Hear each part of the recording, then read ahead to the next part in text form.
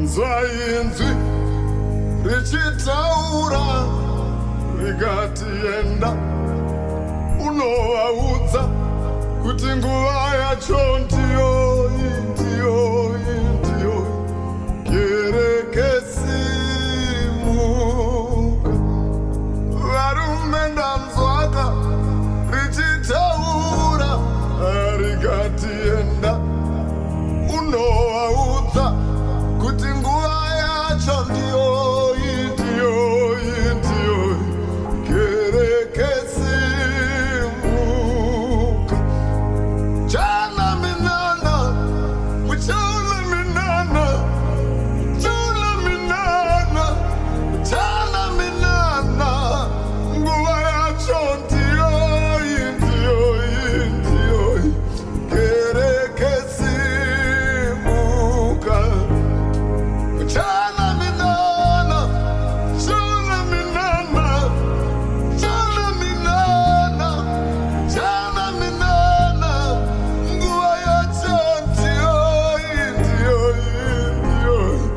Kereke simuka Madzimambo Achakutya kuita kubvunda achiona kubwinya nguva yacho ndiyoyi ndiyoyi ndiyoyi.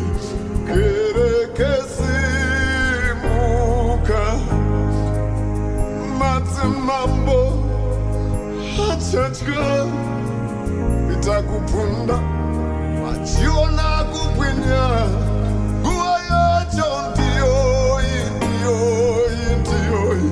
Kereke simuka Uchaona Minana, aiwa Minana, Uchaona Minana ga, Uchaona Minana, nguva yacho ndiyoyi ndiyoyi ndiyoyi. Kereke simuka Uchaona Minana, aiwa Minana, ndaona Minana, suwa Minana yo, nguva yacho ndiyoyi ndiyoyi ndiyoyi. Kereke simuka muka utye itya shoko namateiwe gadzirira nguva yako ndiyoyi ndiyoyi ndiyoyi. Kereke simuka aiwa muka utye iwe itya shoko rega usimbe aiwa verenga iwe dati nguva yacho ndiyoyi ndiyoyi ndiyoyi.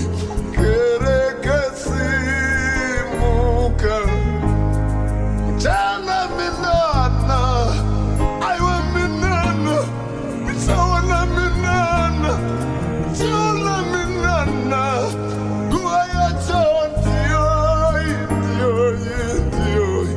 Kereke simuka tandeuka siya zvivi, tandeuka gadzirira nguva yako ndiyoyi ndiyoyi ndiyoyi. Kereke simuka Uchaona Minana, Uchaona Minana, Uchaona Minana, Uchaona Minana, nguva yanyu ndiyoyi ndiyoyi nguva yacho. Kereke simuka Uchaona Minana, Uchaona Minana, Uchaona Minana, Uchaona Minana, nguva yacho ndiyoyi ndiyoyi ndiyoyi. Kereke simuka aiwa nguva ndiyoyi ndiyoyi. Kereke simuka gadzirira gadzirira mutendi. Kereke simuka Mwari, unamate uchitsvaga dengaga. Kereke